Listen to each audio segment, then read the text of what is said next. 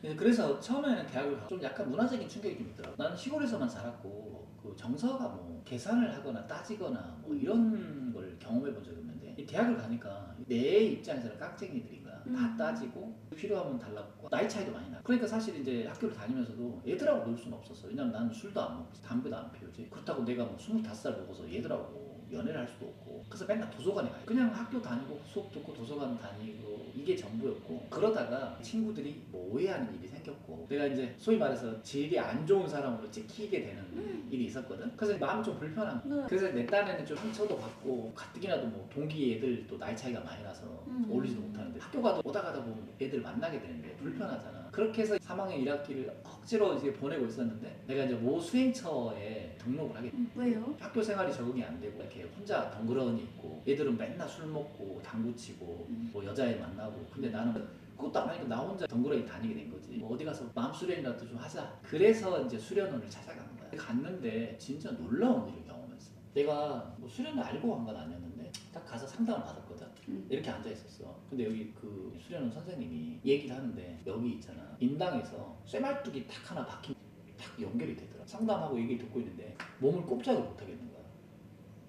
몸이 쇠말뚝에 탁 꽂혀가지고 딱 잡혀있는 느낌이 드는 거야. 그래서 그냥 뭐 묻지도 따지지도 않고 그래서 3개월 등록을 했어. 그리고 수련을 배웠는데 난 되게 좋았어. 나 뭐가 좋은지 모르겠는데 뭔가 좋았는데 그래서 나는 시간이 있을 때 일찍 가가지고 수련장에 앉아 있었어. 근데 수련장에 앉아 있는데 눈 감고 이렇게 앉아 있으니까 내 모습이 이렇게 보이더라. 근데 만약에 이게 나면 이게 이렇게 껍질이 벗겨져서 반대로 이렇게 되는 거야. 여기에 머리가 있고 다리가 위에 있는 거지. 그리고 여기가 꼭지가 이렇게 탁 떨어져 나가는 거야. 그 껍질이 벗겨져서 꼭지가 떨어져 나가는 그 어떤 영적인 환상 같은 거를 두 번인지 세 번인지 정확히 모르겠어. 그런 걸 경험하고 밖에 나와서 사람들이 있으면 나도 모르게 손이 이렇게 가는 거야. 그래가지고 몸에 그 에너지가 느껴지는 거야. 그래서 아픈 데를 내가 찾아내게 됐어. 이상하게 나도 모르게 손이 가면 그 자리가 아픈 곳이고 거기 이렇게 만지면 물풀을 뜯어내듯이 그 탁한 에너지 탁기가 끌려 나오고 그걸 알게 됐어. 난 사실 배운 건 아니었거든. 나도 모르게 어떤 기능이 깨어난 거야. 명상을 통해서 비전을 보고 난 뒤에 내가 너무 신기해가지고 이제 사람들 힐링을 많이 해줬거든. 근데 내가 궁금하니까 찾아봤어. 이게 도대체 뭘까? 여러 가지 찾다가 한의학에 경락이라는 게 있다는 걸 알게 된 거야. 예를 들어 폐경 같은 경우에는 여기 중부혈관에서 시작해서 가슴을 뚫고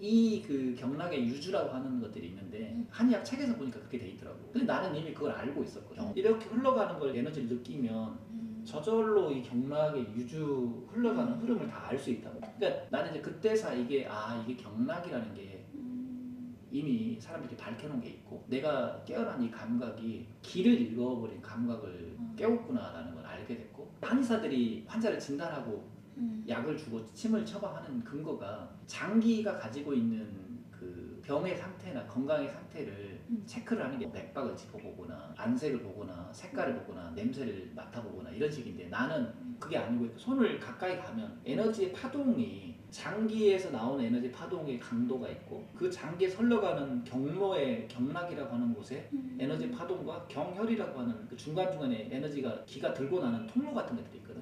거기에 에너지의 정도를 보고 이 사람의 몸 상태가 어느 정도 안 좋은지를 알아낼 수 있는 거야. 내가 그러니까 의사도 아니고 뭐 전문적으로 의학을 공부한 사람이 아니니까 위궤양이 있다, 위상과다다 이렇게 판단을 못하지만 위에 에너지가 100부터 0까지 있다면 너의 에너지는 지금 100에서 30 정도로 줄어서 위가 굉장히 불편할 거야 라고 알 수도 있는 정도까지는 간 거야. 그리고 그 위랑 연관되어 있는 장기들의 에너지 상태나 병의 상태가 나한테는 느껴지는 거야. 나중에 경락을 공부하면 알겠지만 음양오행서라고 철저하게 묶여있거든.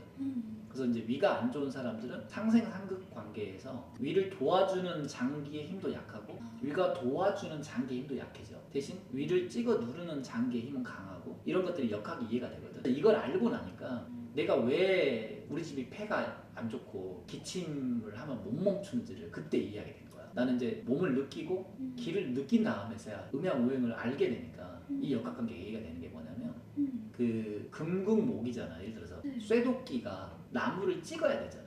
근데 나는 간의 에너지가 너무 강한 거야.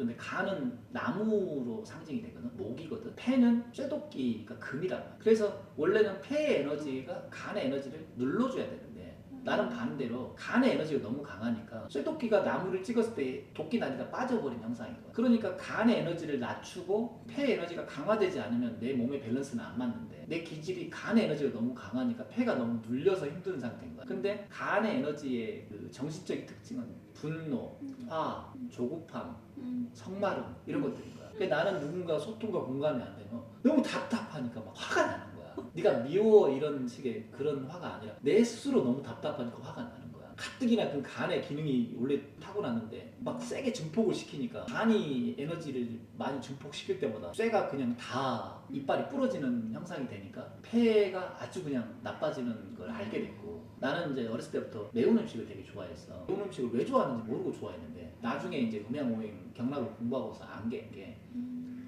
폐를 보호해주는 강화해주는 맛이 매운 맛이더라고. 그러니까 폐가 간이 너무 세서 폐가 눌리니까 그 폐의 기운을 보호해 주려고 매운 맛이 필요한 거야. 근데 나는 컨디션이 떨어졌을 때 나도 모르게 뭘 찾냐면 청양고추, 고추장, 칼칼한 국이나 뭐 음식을 찾아. 그걸 먹고 나면 진짜 거짓말처럼 몸이 충전되는 느낌이다. 그리고 몸이 나빠지면 폐가 제일 나쁘니까 그것부터 힘이 빠지는 거야.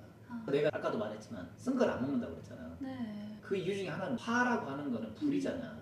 쇠를 녹여버리잖아. 그러니까 쓴 걸 먹으면 불이 계속 타가지고 쇠 덩어리 폐를 녹여버리는 거지. 그러니까 나는 본능적으로 나도 모르는 사이에 체질상 이걸 배우기 전에도 몸은 아니까 쓴 걸 절대 안 먹었던 거야. 그리고 쇠도끼 이빨이 나가버리니까 간 기운을 낮춰야 된다는 거를 본능적으로 알게 된 거야.